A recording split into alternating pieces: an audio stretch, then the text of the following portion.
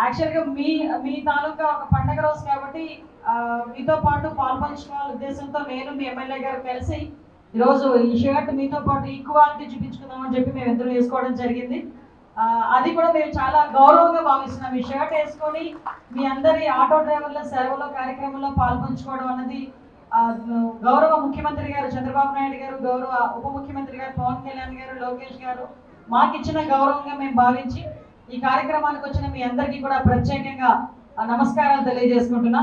ఈరోజు ఈ కార్యక్రమాన్ని నిర్వహించిన పెద్దలు గౌరవనీయులు మన జిల్లా కలెక్టర్ గారికి ప్రత్యేకంగా రామసుందర్ రెడ్డి గారు, నేను కరెక్ట్గానే పలికాను, రామసుందర్ రెడ్డి గారికి ప్రత్యేకంగా నేను ధన్యవాదాలు నమస్కారాలు తెలియజేసుకుంటూ ఈరోజు ఈ కార్యక్రమానికి ముఖ్య అతిథిగా విచ్చేసిన మీ అందరి అభిమాన నాయకురాలు మీ రాజు గారి కూతురు, అంతేనా,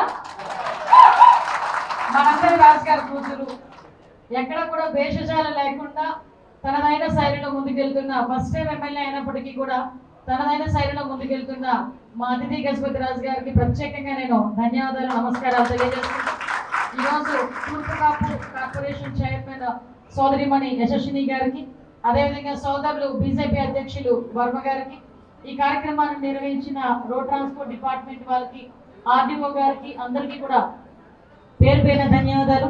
ఈ కార్యక్రమానికి చేసిన నా పత్రికా సోదరులకి కూడా ప్రత్యేకంగా నమస్కారాలు తెలియజేసుకుంటున్నాను. ఎందుకంటే ఏదైనా ఒక మంచి కార్యక్రమం జరగాలి అనుకునేటప్పుడు కంపల్సరీగా ఈ ప్రచార మాధ్యమాలు అనేవి ఎంతమందికి పనిచేస్తాయో కొన్ని సందర్భాల్లో అదే ప్రచార మాధ్యమాల ద్వారా తప్పుడు ప్రచారాలు చేసిన వాళ్ళని కూడా ఇలాంటి ప్రచార మాధ్యమాల ద్వారానే మనం కూడా కౌంటర్ పార్ట్ చేసుకోవాల్సిన పరిస్థితులు కూడా వస్తున్నాయి. అందుకే విషయం ఏంటంటే ఏదో అంటారు కదా, ముళ్ళును ముళ్ళుతోనే తీయాలంటే తప్పుడు ప్రచారాలని కూడా ఇలాంటి ప్రచార సాధనాల ద్వారానే మనం కూడా సరిదిద్దుకోవాల్సిన అవసరం ఉంది. ప్రత్యేకంగా మా సోదరులందరికీ కూడా ధన్యవాదాలు నమస్కారాలు.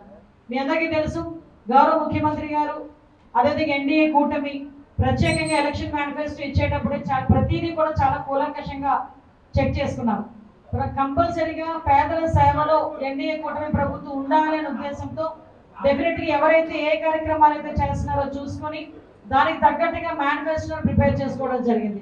ఆ రోజు మేనిఫెస్టోని ప్రిపేర్ చేసుకునేటప్పుడే మీకు ఆ రోజు ఆటో డ్రైవర్లకి సంబంధించి నాకు తెలిసి వైఎస్ఆర్ వాహన మిత్ర అనుకుంటా ఆ రోజు కార్యక్రమం, దాని ద్వారా సుమారుగా 2,60,000 మందికి 10,000 రూపాయలు ఇవ్వడానికి ఆ రోజు ఆ గవర్నమెంట్ సిద్ధపడితే తిరిగి ఆ కార్యక్రమం ద్వారా మీ అందరికీ మంచి జరుగుతుంది అనుకున్నారు. కాబట్టి తిరిగి దానికి 10,000 రూపాయలు సరిపోవు, 15,000 రూపాయలు ఇవ్వాలి అని ప్రత్యేకంగా మీ అందరికీ కూడా 15,000 రూపాయలు ఇస్తూ సుమారుగా ఈరోజు స్టేట్ లెవెల్లో చూసుకుంటే 2.96 లక్షలు అంటే 2,96,000 మంది ఆటో డ్రైవర్ కుటుంబాలకి ఈరోజు డైరెక్ట్గా మీ అకౌంట్లో 15,000 రూపాయలు పడినట్టుగా ఈరోజు ఎన్డీఏ కూటమి ఈరోజు నిర్ణయం తీసుకొని దాన్ని దసరా కానుకంటారా దీపావళి కానుకంటారా మరి కొంచెం ప్రత్యేకంగా మనకి పైడితల అమ్మవారి పండుగ కానుకగా ఈరోజు ఆటో డ్రైవర్లందరికీ కూడా ఈరోజు 15,000 రూపాయలు జమ అవడం జరుగుతుంది.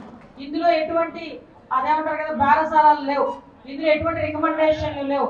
మీరు డైరెక్ట్గా అప్లికేషన్ పెట్టుకున్నారు, మీ అప్లికేషన్లో పారామీటర్స్ చూసుకున్నారు, డైరెక్ట్గా అందులోని రాజకీయాలకు అతీతంగా వాళ్ళు మా పార్టీ వాళ్ళ వీళ్ళ పార్టీ వాళ్ళ ఏ పార్టీ కొట్టేశారు అన్నది కాకుండా కంపల్సరీగా ఆటో డ్రైవర్లు అందరికీ కూడా ఇవ్వాలి అనుకున్నాం.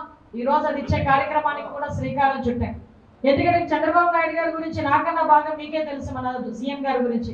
ఎందుకంటే మేము రాజకీయాల్లోకి వచ్చి ఒక 10-12 సంవత్సరాలు అయినప్పటికీ కూడా ఎప్పటి నుంచో మీరందరూ కూడా, నేను ఇందాక ప్రసాద్ అని ఒక అబ్బాయి ఆటోలో వచ్చాను, ఎన్ని రోజులు బట్టి ఆటో తీస్తున్నావా ప్రసాద్ అని అడిగితే అమ్మ 10-12 సంవత్సరాల నుంచి నేను తీస్తున్నానమ్మా అని చెప్పాడు.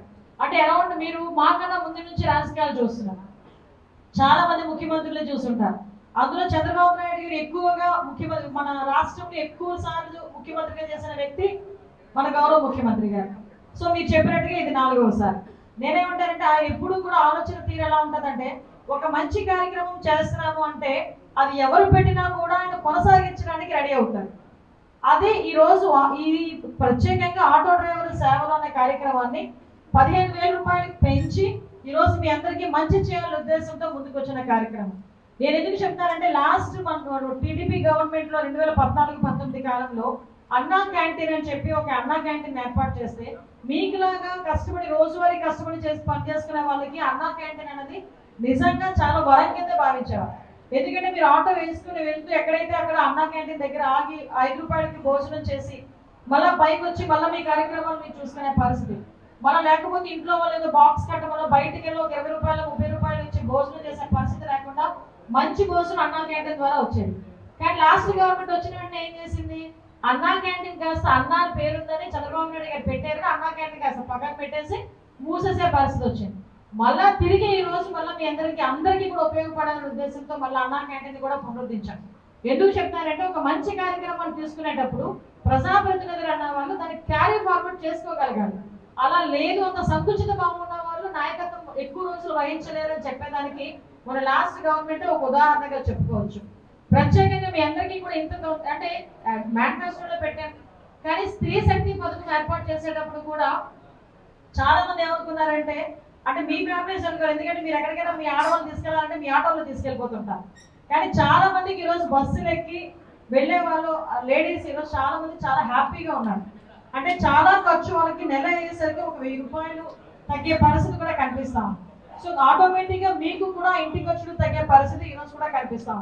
ఆ స్త్రీ శక్తి ప్రోగ్రామ్ ద్వారా మీరు ఏదైనా ఇబ్బంది పడుతున్నారు, మీరు ఫైనాన్షియల్గా ఇబ్బంది పడతారో ఉద్దేశంతో ఇమీడియట్ గా ఈ కార్యక్రమానికి శ్రీకారం చుట్టి నిన్ననే క్యాబినెట్ లోని కూడా ఆమోదం పొంది ఈ రోజు మార్నింగ్ కి ఈ ప్రోగ్రామ్ ఏర్పాటు చేసుకునే పరిస్థితి కూడా మనందరికీ కూడా కనిపించింది. సో నేనేమంటారంటే ఏ రోజైనా గౌరవ ముఖ్యమంత్రి గారి ఉద్దేశం ఎలా ఉంటుందంటే, ఉప ముఖ్యమంత్రి గారి ఉద్దేశం ఎలా ఉంటుందంటే పేదల సేవలో మనం ఏం చేసినా కూడా పేదవాళ్ళకి ఉపయోగపడేట్టుగా చేయాలి. ఇందాక నేను వచ్చేటప్పుడు ప్రసాద్ అడిగాను, ప్రసాద్ ఎంతమంది అయ్యా పిల్లలు అన్నా, 2 పిల్లలమ్మ అని చెప్పాడు. ఏం చదువుతున్నారంటే 3rd క్లాస్ అప్పులు 1st క్లాస్ అప్పులు అన్నారు. అమ్మ తల్లికి వందనం పడిందా అన్న, పడిందమ్మా, 2కి కూడా తల్లికి వందనం పడింది. మరి ఇంకేంటి వచ్చినాయి నీకు స్కీమ్స్ అంటే గ్యాస్ సబ్సిడీ కూడా డబ్బులు పడినాయి అమ్మా మాకు. అదేవిధంగా ఈరోజు ఆటో డ్రైవర్లకు డబ్బులు కూడా పడుతున్నాయి. స్త్రీ శక్తి ఎక్కడైనా వాళ్ళ ఇంటి ఆవిడ బయటికి వెళ్ళాలి, ఏదైనా ఊరు వెళ్ళాలి అనుకుంటే ఫ్రీ బస్సు ద్వారా ఆవిడ వెళ్ళే పరిస్థితి కూడా కనిపిస్తూ ఉంది. అంటే Super 6 లో భాగంగా అనుకున్న ప్రతిదీ కూడా ఈరోజు ముందుకు తీసుకెళ్తున్నాం. ఒక విజయనగరం జిల్లాలోనే దగ్గర 15 లక్షల మందికి 15,439 అనుకుంటా దగ్గర అంతమందికి కూడా ఈరోజు ఈ ఆటో డ్రైవర్ల సేవల కార్యక్రమం కింద 15,000 రూపాయలు ఈరోజు ఇవ్వడం జరుగుతుంది. ఓవరాల్ గా స్టేట్ మొత్తానికి మీ అందరికీ కూడా డబ్బులు వేయడానికి 436 కోట్ల రూపాయలు అవుతుందమ్మా. ఒక సంవత్సరానికి 436 కోట్ల రూపాయలు అవుతుంది. ఇందాకే మన వాళ్ళు చెప్పారు, యాక్చువల్గా మన ఆటో డ్రైవర్ యూనియన్ అధ్యక్షులు కూడా చెప్పారు ఇందాక, యాక్చువల్ రోడ్డు ట్యాక్స్ కూడా రద్దు చేసింది గౌరవ ముఖ్యమంత్రి గారు చంద్రబాబు నాయుడు గారి టైంలోనే. లాస్ట్ గవర్నమెంట్ లో పరిస్థితి ఏమయ్యేదంటే, నేను మీ వాళ్ళ మీద నేను అపోజిషన్ ఉండేటప్పుడు ఒక అధ్యయనం చేశాను. మీరు ఇందాక నేను కలెక్టర్ గారితో అదే చెప్తున్నా. యాక్చువల్గా మీకు 10,000 రూపాయలు వచ్చిన వెంటనే మేము అటు ఇటు తిరుగుతూ ఉంటాం కదా, ఎక్కువ రోడ్ జర్నీస్ చేస్తూ ఉంటాం కదా. మధ్యలోని మా సోదరులు ఉండేవారు అనమాట, ఆర్టీఓ వాళ్ళు పోలీసు వాళ్ళు. నేను ఏం అనుకోకుండా ఇలా చూసి డబ్బులు పడ్డాయి ఆటో వాళ్ళకి అనేదాన్ని. కరెక్ట్గా చెక్ చేసుకుని డబ్బులు పడింది. నెక్స్ట్ ఇంకోటి ఏంటంటే చాలా మంది ఆటో డ్రైవర్లు కూడా ఆటోస్ ఎక్కువ గ్యారేజ్ల దగ్గర ఉండేది. ఏ టిన్ ఆటోలు గ్యారేజ్ల దగ్గర ఉన్నాయి అంటే ఆ రూట్ కనుక నేను చెక్ చేసుకుంటే కంపల్సరీ గుంతల రోడ్డు ఉండేది. సో ఈ గుంతల రోడ్లు మీలోనే తీసుకెళ్లే దగ్గరికి మీ ఆటోలు పాడైపోవడం, నెక్స్ట్ మినిట్ ఏంటంటే డబ్బులు పడిన వెంటనే ఆటోమేటిక్గా ఫైన్ ఉద్దేశంతో మా వాళ్ళు రెడీ అయిపోవడం. ఈ రెండింటి వల్ల మీకు 10,000 కాస్త ఇంకో 20,000 ఎక్స్ట్రా అయ్యి 30,000 అయ్యేది. అవునా కదా చెప్పండి. అంటే విషయం ఏంటంటే ఈ రోజు నేను చాలా ధైర్యంగా చెప్తున్నా, ఇందాక కూడా నేను ఎమ్మెల్యే గారు కూడా అదే చెప్పా, ఎక్కడ కూడా గుంతలు లేని రోడ్లు వేయాలి అనే ఉద్దేశంతో ఎక్కడైనా చిన్న గుంతలు ఉన్నా కూడా మేము వచ్చిన వెంటనే దగ్గర 6 నెలల కాలంలోనే మొత్తం గుంతలన్నీ పూడ్చే కార్యక్రమం తీసుకున్నాం. మళ్ళీ ఇక్కడ కూడా గ్రామీణ ప్రాంతాల్లో రోడ్లు కూడా ఎక్కడ కూడా ప్రాబ్లం అయితే కనుక ఇమీడియట్ గా టేకప్ చేసి రోడ్లు కూడా బాగు చేసుకునే పరిస్థితి కూడా వచ్చింది. నేను ఇదాకే మా డిపార్ట్మెంట్ వాళ్ళకి చెప్పా, అమ్మ వాళ్ళని మాత్రం ఎట్టి పరిస్థితుల్లో ఆటో డ్రైవర్లు ఇబ్బంది పెట్టొద్దు అని వాళ్ళకి చెప్దాం. ఎందుకంటే ఇక్కడ ప్రాబ్లం ఎక్కడ వస్తుందంటే చాలా మందిలో ఉన్న పెద్ద ప్రాబ్లం ఏంటంటే మీకు ఆ ట్రిప్ వేయాలి, ఇంత డబ్బులు రావాలి అని ఆలోచించుకునే క్రమంలో మీరు ఏం చేస్తారంటే ఎవరైనా పాసింజర్ బ్యాగ్ పట్టుకుని వచ్చిందంటే వెనకాతలు ఏమొస్తుందో కూడా ఆలోచించుకుని తక్కువ ఆటో ఆపేస్తారు.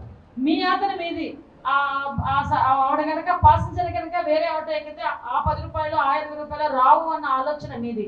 కానీ వెనకాతలు వచ్చే ప్రమాదాన్ని కూడా మీరు కూడా కొంచెం సందర్భాలు గుర్తించుకోవాలి. నెక్స్ట్ ఇంకొకటి కూడా ఏం చెప్తానంటే అమ్మ ఇన్సూరెన్స్ అన్నది చాలా అవసరం.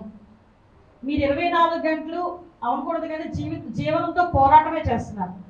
ఏ టైంలో ఎలా ఉంటుందో ఎవరికి తెలియదు. కనీసం ఈరోజు ఒక డెంగ్యూ ఫీవర్ వస్తేనే హాస్పిటల్కి వెళ్తే 2 లక్షల రూపాయలు అయితేనే కానీ మీకు బయటకు రావట్లేదు. అఫ్కోర్స్ ఈరోజు మన బీపీఎల్లో ఉన్న వాళ్ళందరికీ కూడా 25 లక్షల వరకు కూడా గౌరవ ముఖ్యమంత్రి గారు, ఉప ముఖ్యమంత్రి గారు కలిసి ఈరోజు ఆరోగ్యానికి సంబంధించి ఎన్టీఆర్ వైద్య సేవ ద్వారా 25 లక్షల వరకు తీసుకొచ్చిస్తున్నారు. కానీ జరగరానిది ఏదైనా జరిగితే మన బిడ్డలకి ఏంటి పరిస్థితి? ఇది కూడా ఆలోచన చేసుకుని మీరు నడిపేటప్పుడు కానీ, మీరు రోడ్డు మీదకి వచ్చేటప్పుడు కానీ దయచేసి ట్రాఫిక్ రూల్స్ కూడా పాటించుకుంటూ వెళ్లాల్సిందిగా మనస్ఫూర్తిగా కోరుకుంటున్నా. ఇన్సూరెన్స్ విషయంలో మాత్రం దయచేసి ఎవరు కూడా వెనుకడుగు వేయకండి.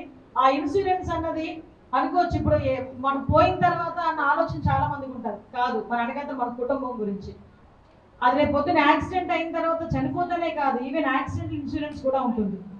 రేపు దేనికైనా ఉపయోగపడుతుంది. కాబట్టి కొంచెం ఆ డిపార్ట్మెంట్ వాళ్ళు చెప్పిన ఆ సూచనలు సలహాలు తీసుకోండి. మీకు ఎటువంటి హెరాస్మెంట్ ఉండదు. అదైతే నేను చాలా క్లారిటీగా మేము చెప్పగలుగుతున్నాం. దయచేసి మీరు కూడా మీ కుటుంబ సభ్యుల వాళ్ళ గురించి ఆలోచన చేసుకొని, మీ గురించి కూడా మీరు ఆలోచన చేసుకొని ఆటోస్ నడిపేటప్పుడు కొంచెం జాగ్రత్తలు వహించాల్సిందిగా యాజ్ ఎ హోమ్ మినిస్టర్గా మీ అందరికీ చెప్తున్నా, యాజ్ ఒక సోదరిగా చెప్తున్నాను అనుకోండి. ఎందుకంటే ఎవరికైనా ఒక కష్టమే. ఏ పొజిషన్లో ఉన్నా కష్టం అనేది కష్టమే, నొప్పి అనేది అమ్మ అనే అంటాం. ఏదో నొప్పి వస్తే వేరే వాళ్ళు వేరే రకరకాలుగా మాట్లాడు. కాబట్టి మీ ఆ కష్టాన్ని తెలిసిన వ్యక్తిగా మేమందరం కూడా చెప్తున్నాం, మీకు ఆ సలహా ఇస్తున్నాం. దయచేసి దీన్ని కొంచెం సూచనగా తీసుకోవాలని మిమ్మల్ని అందరినీ కూడా మనస్ఫూర్తిగా కోరుకుంటున్నా.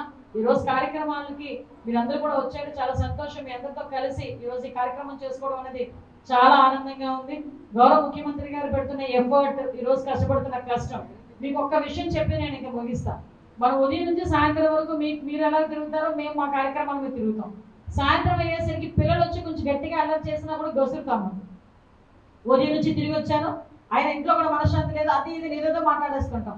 కానీ 75 ఇంచుమించు 76 సంవత్సరాలు వయసులో ఈరోజు గౌరవ ముఖ్యమంత్రి గారు దగ్గర 24 గంటల్లో 18 గంటలు కష్టపడతారు. ఆయన చూస్తూ ఉంటే ఒక్కొక్కసారి మాకే ఇన్స్పిరేషన్ వస్తుంది. మేము ఎప్పుడైనా అలసిపోయాము అన్న ఆలోచన వచ్చినప్పుడు మాకు వెంటనే చంద్రబాబు నాయుడు గారిని కనుక గుర్తు తెచ్చుకుంటే అలసట కూడా ఎగిరిపోయి ముందు ఇంకొంచెం యాక్టివ్గా పనిచేయాలని తపన కూడా వస్తుంది. ఎందుకు చెప్తున్నానంటే ఈరోజు ఆయన చూడని సీఎం కాదు. ఆయన ఇంచుమించుగా ఆంధ్రప్రదేశ్ రాష్ట్రంలోనే ఎక్కువ సంవత్సరాలు ముఖ్యమంత్రిగా చేసిన వ్యక్తి ఎవరైనా ఉన్నారంటే గౌరవ ముఖ్యమంత్రి చంద్రబాబు నాయుడు గారు. ఈరోజు ఆ వయసులో కూడా ఎంతమంది ఎన్ని అవమానించినా, ప్రతిపక్షాల వాళ్ళు బయటకు వచ్చి నువ్వు నెక్స్ట్ ఎలక్షన్స్ ఉండవు అన్న, ఇంకొకరు వచ్చి ఇంకా చాలే ఇంట్లో కూర్చొని మాట్లాడినా, అవమానాలు పెట్టినా, ఇంట్లో ఆడవాళ్ళని తిట్టినా, ఈరోజు బయటకు వచ్చి ఆయన రాజకీయం చేసి ఈరోజు సీఎం పొజిషన్లో మనందరి గురించి ఆలోచిస్తున్నారంటే కేవలం ఒకే ఒక కారణం. మొన్న కూడా అసెంబ్లీలో చెప్పారు, పేదల సేవలోనే తన జీవితం ఉండాలి అని అనుకుంటున్నారు. కాబట్టి గౌరవ ముఖ్యమంత్రి గారు చేస్తున్న ప్రతి పనికి కూడా మనందరూ కూడా ఆశీర్వాదం అందించాలని మనస్ఫూర్తిగా మిమ్మల్ని అందరినీ కోరుకుంటూ మీ అందరికీ కూడా మరొకసారి పైడితల్లమ్మ అమ్మవారి పండగ శుభాకాంక్షలు తెలియజేసుకుంటూ మీ అందరికీ దగ్గర సెలవు తీసుకుంటాం. జై హింద్. తెలుగులో ఫాస్టెస్ట్ న్యూస్ ఇప్పుడు కొత్త అవతారంలో 5 సెకండ్లోనే పూర్తి వార్తా సమాచారం మీ చేతిలో. సోషల్ మీడియా ట్రెండ్స్ మీ కళ్ళ ముందుకే live TV and voice search ఆప్షన్స్తో ఇప్పుడే డౌన్లోడ్ చేయండి. యాప్ లింక్ డిస్క్రిప్షన్లో ఉంది.